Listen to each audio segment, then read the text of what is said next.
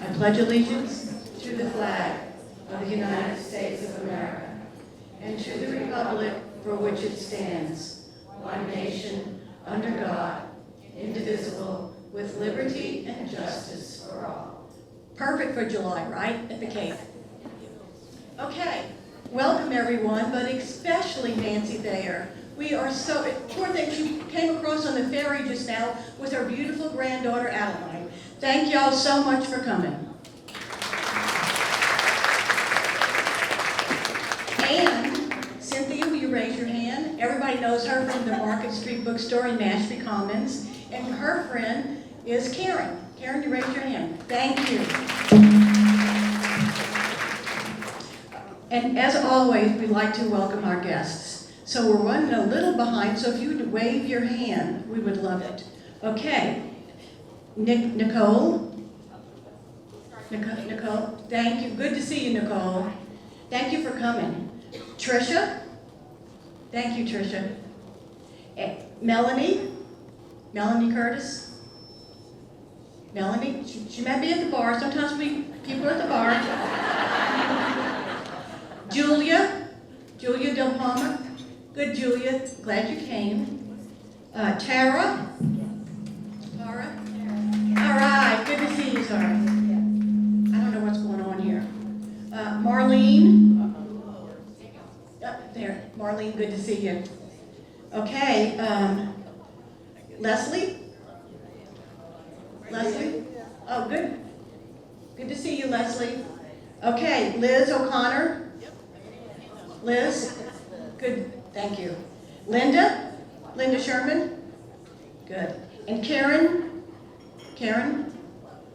Good to see you. I think I got everybody. Oh, I had Maureen. I wrote. Pardon? Oh, okay. Sorry, Maureen. Got lots of people. Okay. So I also want to thank Mashpee TV. They'll be filming this today, and it will be on, and you'll be able to. I think it's because we have the speaker here for her.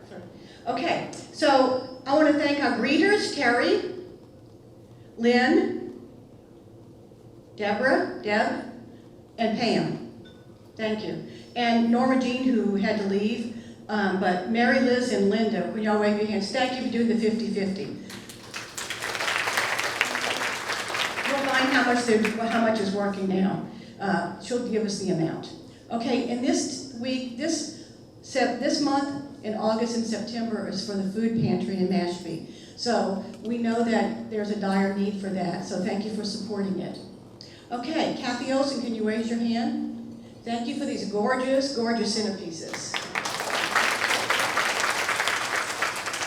Okay, and our chauffeurs, Pat, picked up today from the ferry. And Jane, would you wave so Nancy can see it? She's bringing you back. Okay, their dues due September, so you can also pay by Venmo, but we appreciate if you go on the website. We now have a form for you to fill out so that you can see, we can put your interest, I don't know what's going on. So if you don't mind doing that, and also please know that you can also put a check today and give it to Mary Liz, but Mary Liz is counting money right now, but when she comes in, I'll have her wave. Okay, and then on the website, there's a place for donations if you want to donate to the scholarship forum. Thank you, Pat. And online. I can tell you right now, we've had a fabulous response for the donations for the scholarship fund. Right, Catherine? Where's Catherine? She must be helping count. She's our treasurer. People have been so generous. It was heartwarming to see the money that came in. This was not a fundraiser. This was just online, and we said if you want to add some money to your $42 dues, please do. And it was just heartwarming on how much they brought in. Thank you so much. Okay. Linda and Cindy, lunch people, thank you so much for organizing all of this. Okay, now Carolyn will be talking about this, but we have Cheryl Fay coming in August, and she's going to do Queen Elizabeth. You know, she's amazing. you know, she came and did a Eleanor Roosevelt for us a couple of years ago. And if you have not seen her, you really want to come to that. It'll be Pat. Okay, now, this person is going to be mad at me, but it is what it is. Jean Dennis, will you stand up? Jean Dennis alone. I don't care what anybody else says, she really did all the baskets. She thinks that, like Jane and I, and Linda, Karen, but seriously, when we come, she has it all done. I mean, she just feeds us, that's all. And so, she was also president before Jane, and she has given her heart and soul to this, and she's done this for since over 10 years. And she's retiring from basket duty, and but not from the club. And from the bottom of my heart, we cannot thank her enough. And we have a little token of our gratitude. To Blues.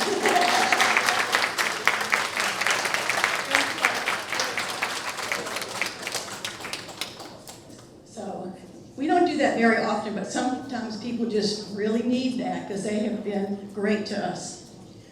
Okay. Now, I want to start the annual meeting. Helenka, we're ready? Okay, Pat? I want to thank the nominating committee. Pat Papalia was chairman of the nominating committee. You know she's awesome anyway, but she's done a fabulous job. And I want the people that are here, is Diane here? Diane's here, name? Oh, will you thank her for me, Molly? Elizabeth Jorgensen, she couldn't make it either. Terry's on it. And Pat Doyle, you here, Pat? I thought I saw Pat. Oh, thank you, Pat. And now I'm going to pass it over to Pat. To Pat Papalia. Hi. Well, also as the chair of the nominating committee, I wanted to first thank everybody on the committee who worked so hard to make this slate of offices happen. And I think we got a really good selection of women who have chosen to be part of the board. And they'll work just as hard as our outgoing officers, I'm sure. So, for the slate of offices for 2024-2026, the new president will be Barbara Macchio. The vice president is Kathy Olson. This year we have something a little different, as advised by our current treasurer. So we have a treasurer and an assistant treasurer. New treasurer is Stephanie Ballo. The assistant treasurer is Cindy Nealon. Recording secretary is Karen Mark. And the corresponding secretary is Terry Taylor. Thank you, Pat. Okay, now according to the bylaws, we now open it. If there's any nominations from the floor, would you please raise your hand? All righty then. So we need the members that are present, and I need a motion to Sue. I make a motion that those incoming board members be accepted by the club. Okay, the slate that was presented by the nominating committee. Is there a second? Cindy seconded. Cindy Collins seconded. Okay, so now this slate will take effect on 9/1 on September 1st. So the people that are here, that are members, would you raise your hand if you agree, if you accept? Okay, anybody opposed? This has passed. Congratulations to all of you. Okay, Barbara's going to say just a quick word. Barbara, Marcia, a quick word, and then Cynthia, you're up.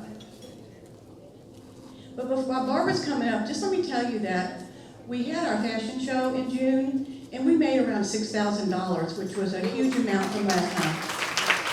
And it's going to our scholarship fund. it's just gonna, our scholarships next year are gonna be amazing. Real quick, but thank you to Susan and thank you to everybody for the vote of confidence, both for myself and the slate of officers. I'm very excited and look forward to working with them. There's a lot of other people getting involved as well on the committee heads. So a lot of exciting things to look forward to. I'm just here also to say a last call for anybody who might be interested in the Tuscany trip. This has a strange sound to it. The deadline is in a few days. We've had someone who had to drop out last minute for a medical situation. So if there's anybody who has any questions or wants more information, please seek me out. And it's a 8-day, 7-night from the 21st of September to the 29th. And I can give you more information if you're interested. Thank you. Thank you, Barbara. Okay.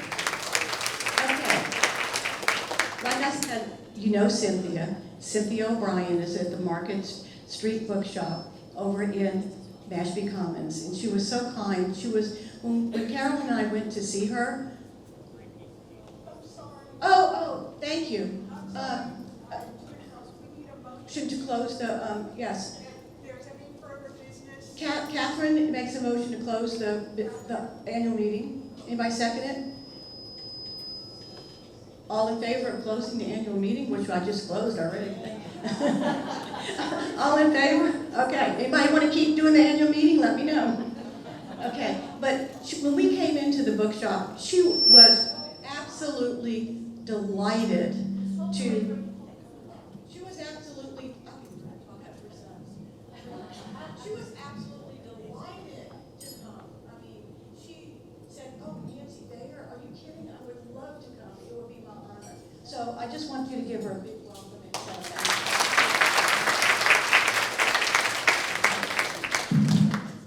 And it is my joy to be here. But moreover, it's been a joy to be a bookseller in Mashpee for all these years. I am a bookseller. I buy books and I sell books. And between the buying and the selling of the books, magic happens. But it's the magic between the covers of the books that brought us here. Thank you, Nancy.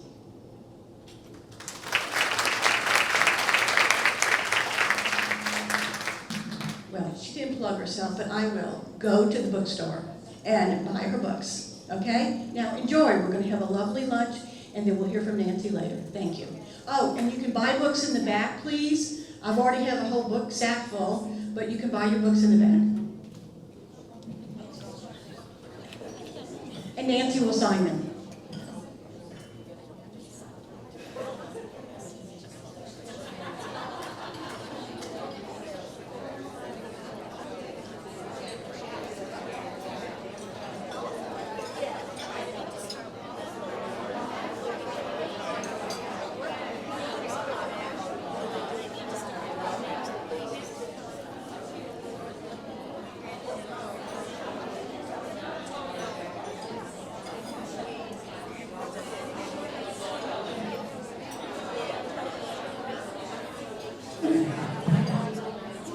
Hi, ladies. I hope you're enjoying your, ladies, I hope you're enjoying your dessert. Keep on eating, and no problem. We just want to get things going. We're trying the mic like this. It's not working. So, okay. I'll get Chelsea, but meanwhile, they're going to do the 50-50 raffle for you now.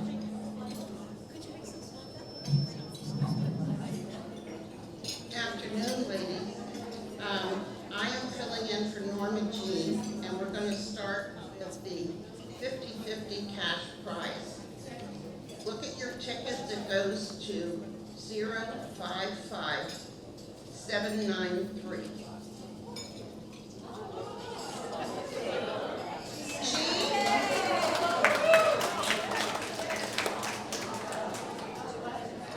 The rest are for the centerpieces that stay on the table till we're finished. 055800.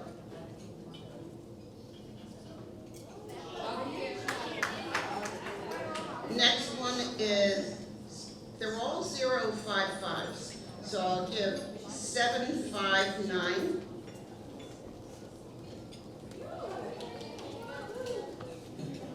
811.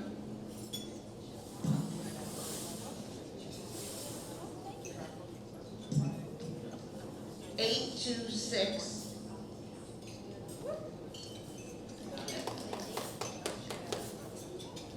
789.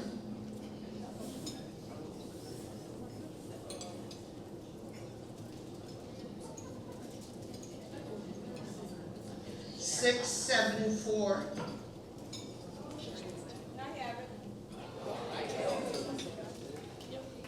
753.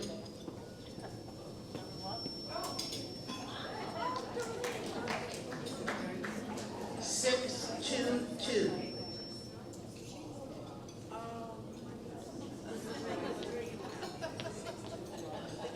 The number is 622. Yeah, so she got it. 808.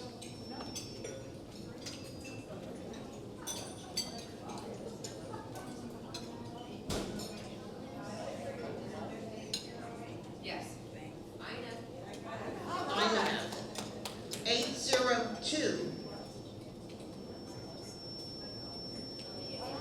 Anna has it. 705.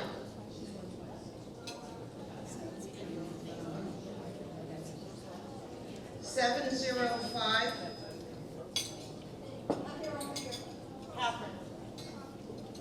Pat. 750.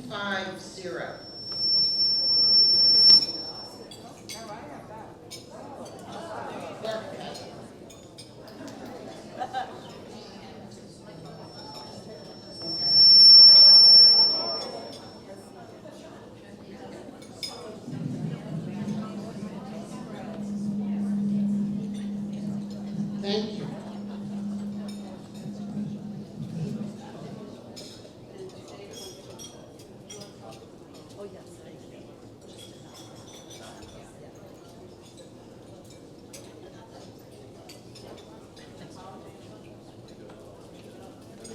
I'm going to let Carolyn introduce our special guest.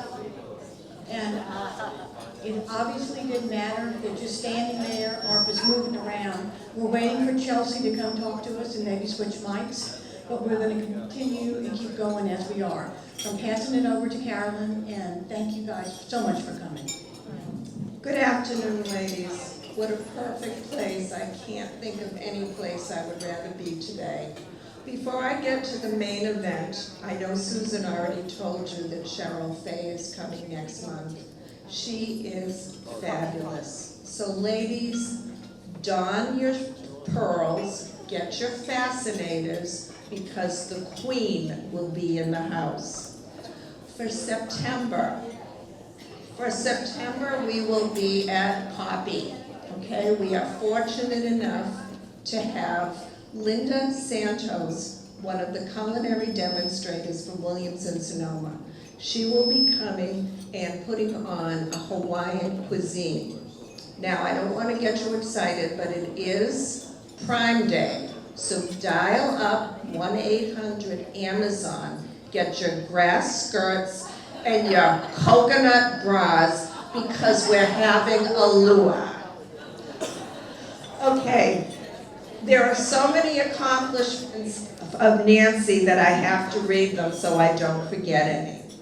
Nancy Thayer is the author of 37 novels, including The Summer We Started Over, All the Days of Summer, Summer Love, Family Reunion, A Very Nantucket Christmas, and The Hot Flash Club. Her novel, Let It Snow, was made into a Hallmark Christmas movie called Nantucket Noel. Her books are about families and friendship and the beautiful island of Nantucket.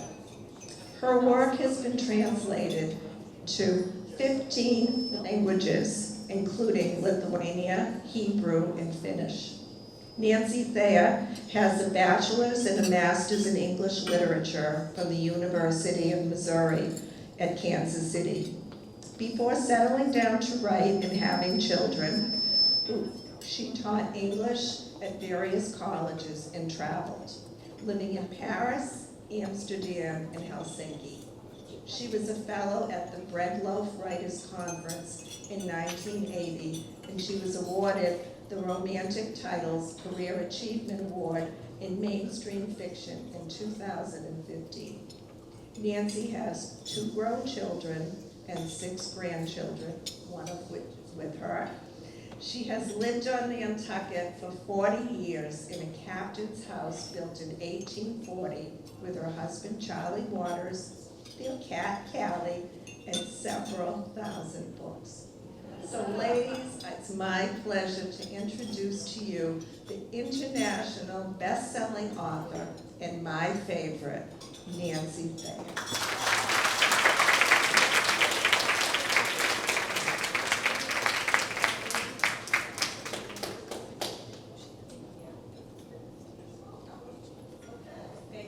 Thank you. So this is supposed to be fixed, so we will see. Let's hope so. I love being here and seeing all of you. This is just like heaven to me because I feel like I was telling Adeline, my granddaughter, I feel like I could just sit down with any one of you and we would talk until tomorrow morning, probably have some ice cream, a little chocolate. I feel like you are part of my tribe. And I want to thank you for inviting me, and I want to thank Pat for picking me up at the High Line. Is everybody hearing okay? Sometimes you have to hold really close, and that's why I don't usually, I usually walk around because I like to do that. And I have a little talk, closer? No? Okay, I can walk around. Okay. I always bring my little talk outline with me because I usually forget one important thing. You know, I'll talk about everything. I start off, and I want to start off here telling you that I grew up in Wichita, Kansas, and I went to the library. My mother took us to the library every Saturday, and I always came home with all of these books. And I always thought it was wonderful, miraculous, that I could go up to the librarian with a little piece of paper, and they would let me take books home, and that was my library card. And I really was kind of upset when our library, the Nantucket Athenaeum, went on to computers, and they made me turn in my card. And I was especially upset because there was a number on the card, like 1572. So if I saw a book I thought I might like, I would open it up and I could see who else had, you know, because I knew other people's numbers. So everything keeps changing, and I think that's why I wrote a book called The Summer We Started Over. I always write about families and friendships, and I always include a little bit of my life, a little bit of what I've been through, a lot of what my 2 children have been through over the years. I've only recently gotten down to the grandchildren, and I haven't been sued yet.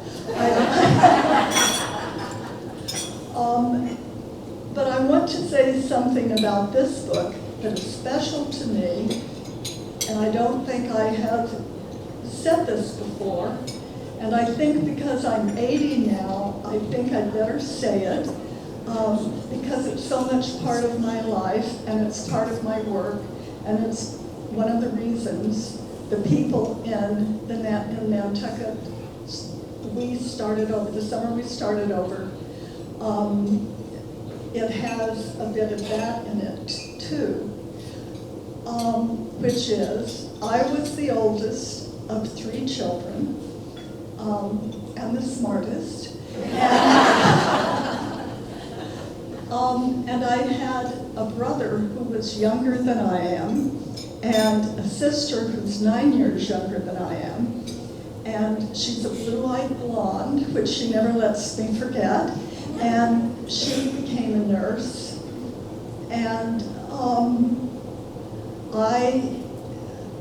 I got married young. I traveled around a lot. I married a professor of psychology. That's why I got to live in Amsterdam and Paris, and why I had to live in Helsinki, Finland, which was not fun. It was a 4th floor cement walk-up with no elevator, and I had children 2 and 4.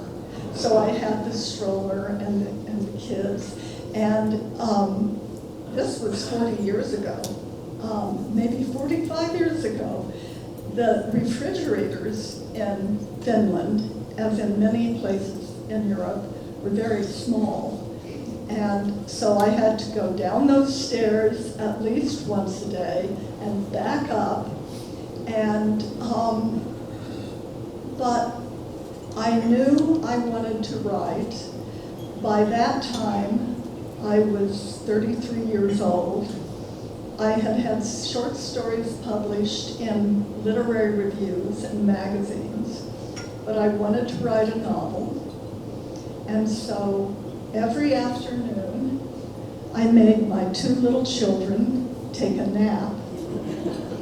And I don't know what they did in the room because I shut the door, but they're alive. And I wrote the first 6 chapters of my first novel, Stepping. And when I came back to Williamstown, where we lived, I finished the novel, gave it to an agent, and it sold to Doubleday. And it was wildly successful because this was 45 years ago, and if you can remember, Oprah Winfrey didn't have a show then.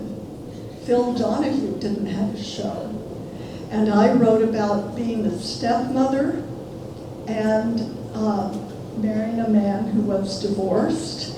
And I got so much mail, you can't imagine, because that was sort of the beginning of an opening up for women to talk about, and men to talk about, subjects that were a little, somebody thought unpleasant. Stepping, I have to say this, had a wonderful review in the New York Times book review. And it also was condensed in Redbook, and it also sold abroad. So I was living at that time in Williamstown, Mass, with my 3-year-old and 5-year-old, and I was divorced by that point, which made me very happy.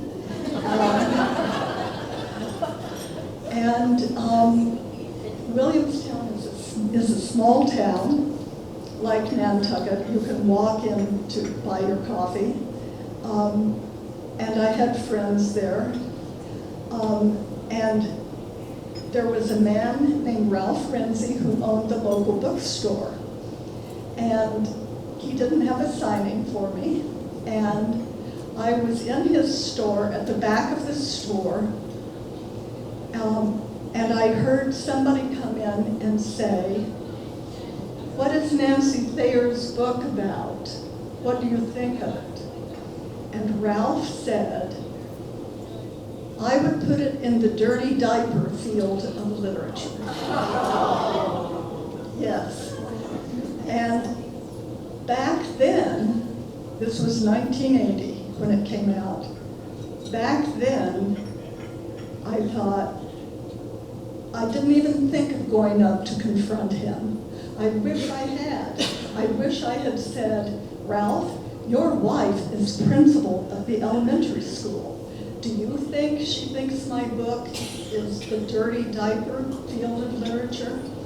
But my point is, all my life, I have written about women and friends and families because I know that if you have a family, if you have friends for a long period of time, you'll go through some very difficult times. I think it takes as much courage to love people, to have a family,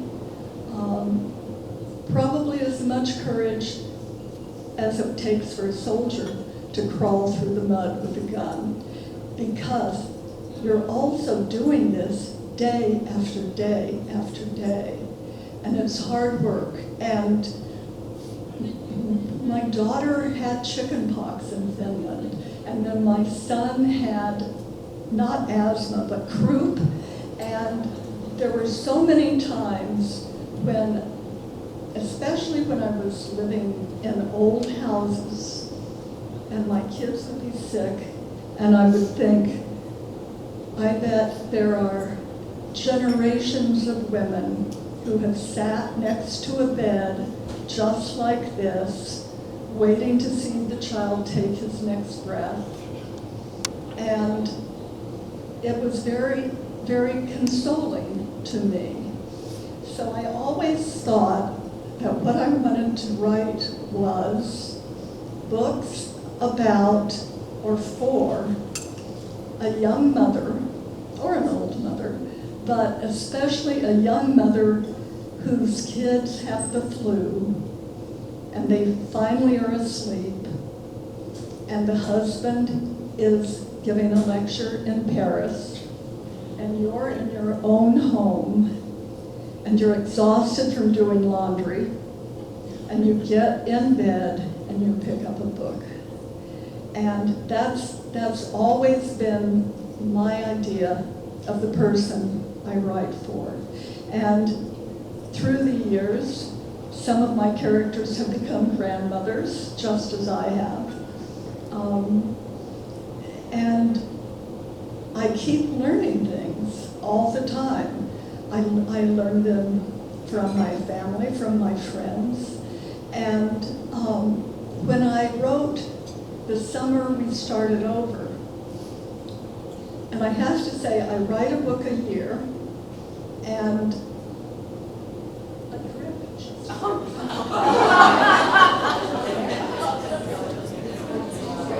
the air conditioning. That's all right. I'm not electrified.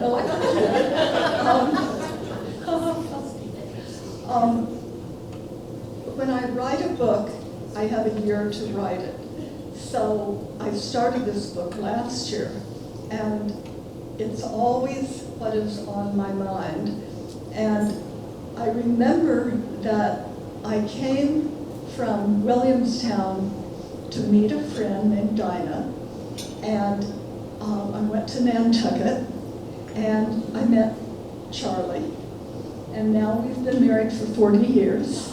So that was a nice little serendipitous thing to happen.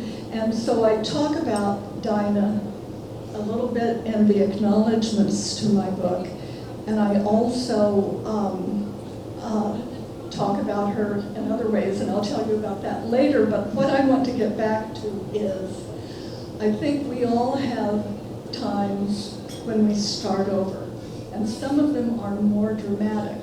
If you're moving to another city, another house, if someone dies, if you break up with a boyfriend or a husband, and sometimes it's starting over, like my friend Jill. I have a good friend Jill whose daughter just not just 2 years ago, died of breast cancer. And she's a widow, and she's starting over. And I think for her, she's starting over every day. And I suppose when I write, it's a little bit like being insane, because I have my study in the attic on the 3rd floor of our house. I can look out the half-moon window and see the harbor. But most of the time, I feel like I'm in there listening to the voices of other people, seeing them say, I don't want to do that, I want to do this. And I'm like, all right, I'll erase. That's really what it's like to be a writer. And I wanted to write about starting over, and I did not want to dwell on the very serious topics, because now my books are considered beach reads. And that's fine, that's lovely. There's so many wonderful writers who write beach reads. And I don't know when it's going to be okay for a woman to write a book, and it's just a book. We like our categories a lot. But Nantucket has always been a happy place for me, a place where I started over. I love it there, and my grandchildren love it there. But I wanted 2 sisters and their father to start over by moving from Williamstown to Nantucket, as I did. But they needed to have a reason. And I thought, as I'm writing this, 2 sisters and the father, where's the mother? And I remembered that probably all of my life, I thought, I don't know if I'm a good mother. I don't know if I can be a good mother. When I was in my 20s, I didn't want to be a mother. I thought that was boring, and it is. Sometimes it's really boring if you've had children. But my mother, and now we're going way back, and I've used her in my books, she was a very intelligent woman, and she worked for a hospital in Wichita, Kansas, as the development director. And she was so happy, and she did that job so well. And I know that she was really restless with being a mother, cooking every night, buying the groceries. She was a good mother, but I knew her. I knew she wanted to live with her children like my father lived with his children, having someone else take care of a lot of the daily chores and fun things too that moms often do. So the mother in this book goes away, and then I thought, what is the biggest time I've started over? And this is it. So if we go back to 1980 or 81, 82, I was really happy. I lived in Williamstown. I had my 2 beautiful children. I had 2 wonderful babysitters who would go to Five Flags or whatever and go on the roller coaster with them, which I would never do.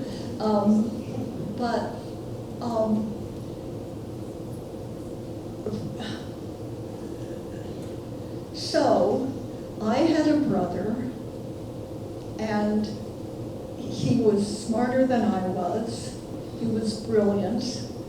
He dropped out of high school at 19. And when he was 29 and I was 35, I was in London at a hotel. I'd been there because because my next book had come out, and I was being interviewed, and I was meeting other writers, and I was staying in a hotel, and at 3 o'clock in the morning, I had a phone call from my best friend Dinah to tell me that my brother had died, and it was alcohol related. And that's all I want to say about that, except that two things happened. When I heard that he had died, I felt guilty. I still feel guilty. And I think a lot of men and women feel this way. What should we have done? What could we have done? And I wanted to put this into my book.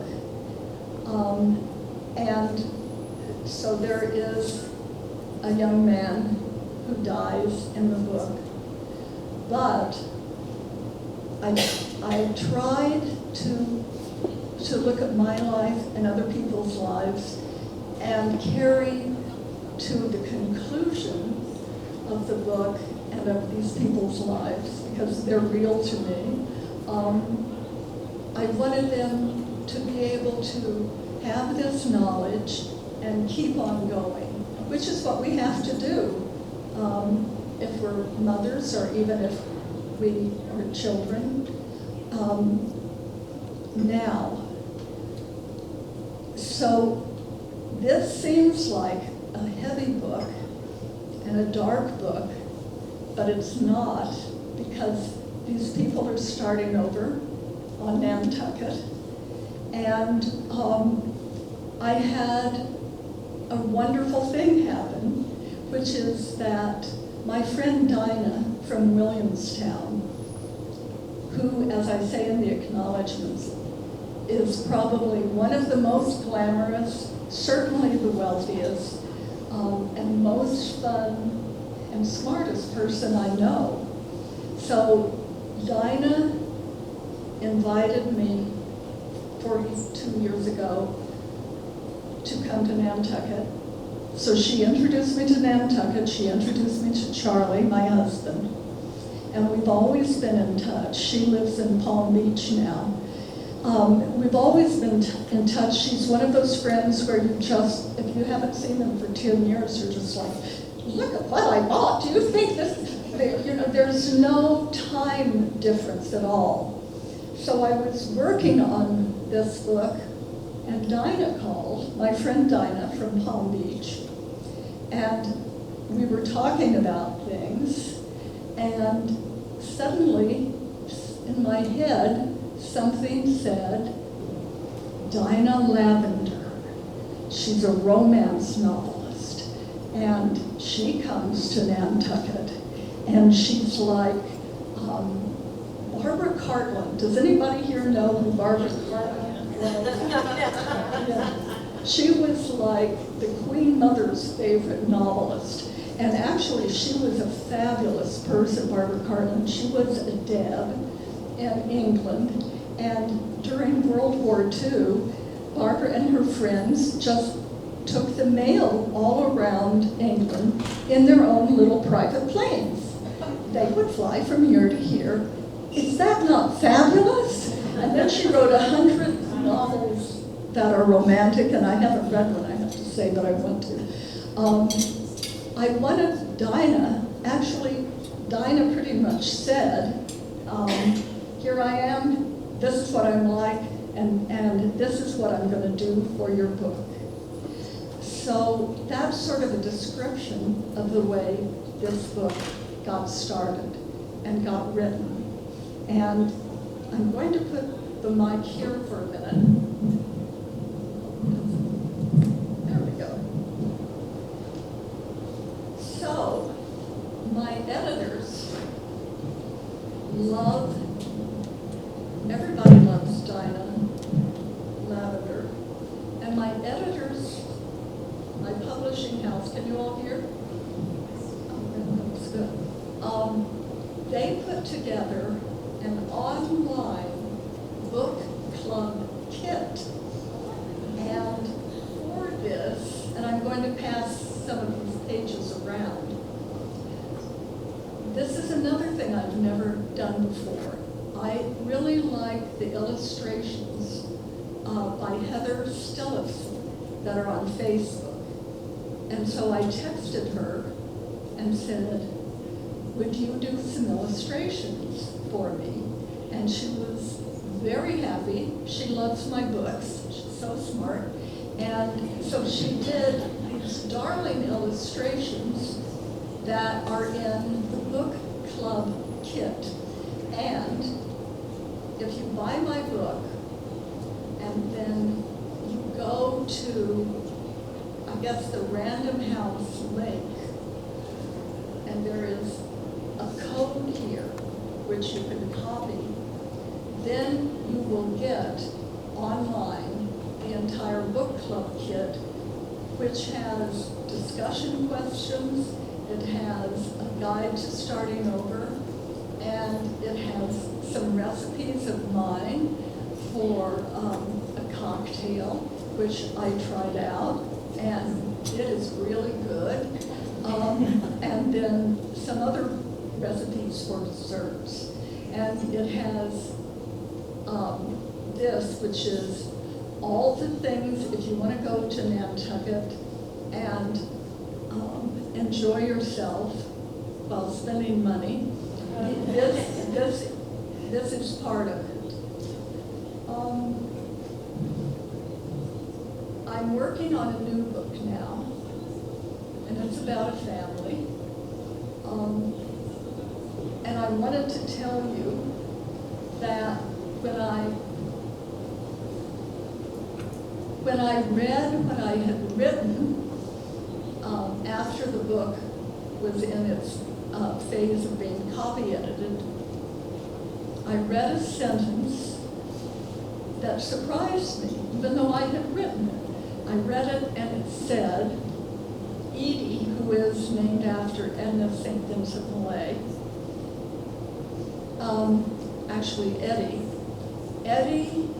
was at a point in her life when she had so much happiness, she didn't know where to put it all. And then she thought, that's what children are for you to put your happiness in. Sorry. So now I want to thank you for coming. I want to tell you that years ago, probably 20 years ago, I was on the board of trustees of our local library, the Nantucket Athenaeum. And as I was telling Pat, when I was on the board of trustees, there, I don't know if any of you have been to Nantucket, or if you have any of you been to Nantucket? Okay. Then you've probably seen this beautiful big white building that is our library. And when I moved there in 1984, the librarian, and she has passed on, so she doesn't care what I say about her. We called her the Fly because she had this little voice like in a web, like, help me, help me. That was what my husband came up with. And Barbara really did not like us to touch her books. And so it was a very quiet, kind of dark place. And then we got a new librarian, Charlotte Mason, who's in Stowe, Vermont now. And I started a Friends of the Library group. And when I look at all of you, and then I read what you do on your I guess, Facebook site or website, and I see that you all do charitable things as you were getting money for the food pantry. This reminds me when I was with my friends on the board of the Friends of the Library. And we started having programs. We started having big programs and small programs in our library with cookies and lemonade that one of our members would donate and come and put the tablecloth out and the cookies and people started coming to the library. And Charlotte started buying real books and a lot of books and current books. And she even bought, the first book I said to Barbara that I wanted to know if they carried was by Marguerite Duras, and it was called The Lover. And she said they did not have it and they would not have it. And I know she was thinking, oh, you writers are all so like crazy about sex and that's really what she thought of me. I know.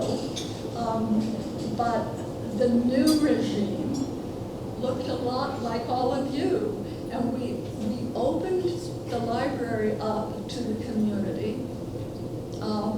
We had a huge restoration and renovation. And McCullough, what is his first name? David, thank you. David McCullough came and spoke at the inauguration of the new library. And one of the best things that happened, from my point of view, was that I was in the post office one day and I saw these two men who really looked like they had just gotten off a fishing boat. I mean, they were like rubber waders and grizzled and rubber raincoats, whatever you wear on a boat. So they were talking to each other, and one guy said, "Look what I got." And I thought, oh, I want to know too. And he took it out and said, "I have a library card." Oh, I wanted to go, I didn't, but I wanted to go over and say, "You guys are so cool," because how wonderful. And I think that groups like this, I know because I was part of one, I think we can move mountains. I think we really, really can change the world, and I'm so happy to be here. And I don't even know how long I've been speaking. So if you have any questions, do we have time for that? Okay, are there any questions? Yes. In your current writing format, are you on a laptop or a PC, or have you gotten to the point where you can converse in a speech-to-text mode, dictate mode? How do you write your books? I write my books on a desktop, but I love flash drives because I can take that and put it on I write on a desktop, which is huge, and I can put it on my laptop for when I travel.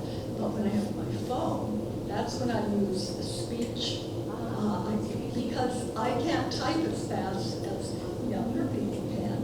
So I often get, yes, there are many funny posts on Facebook about people who have made mistakes, or spell check has made a mistake.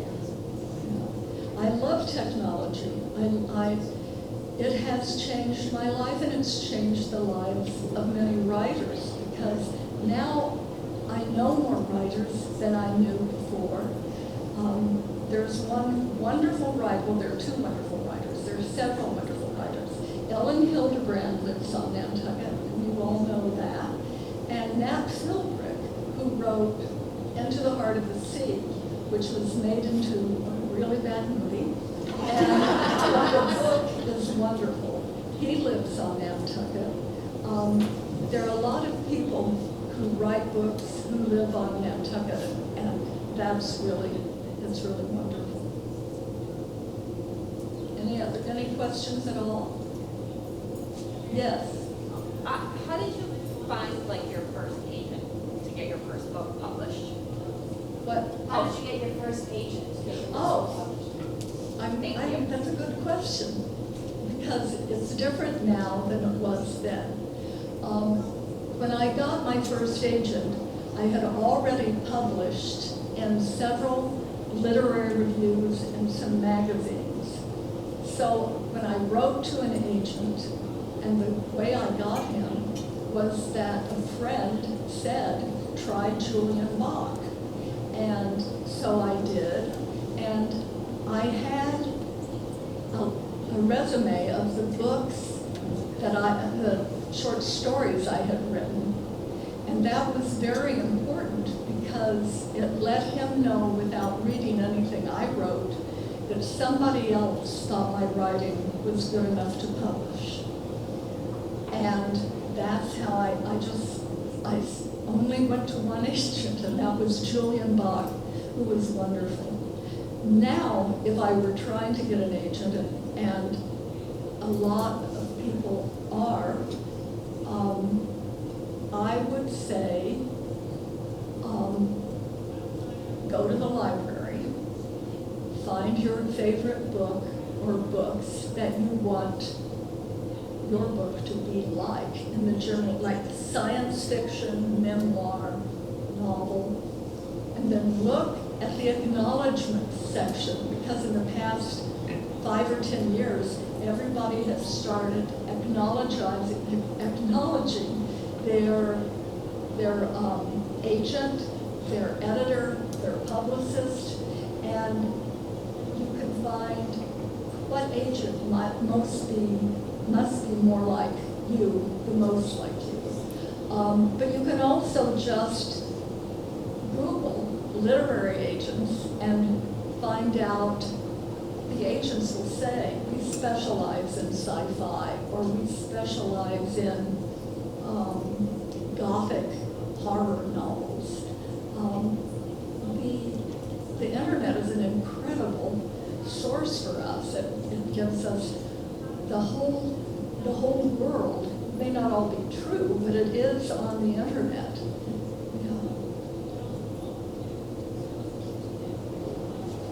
Any other questions?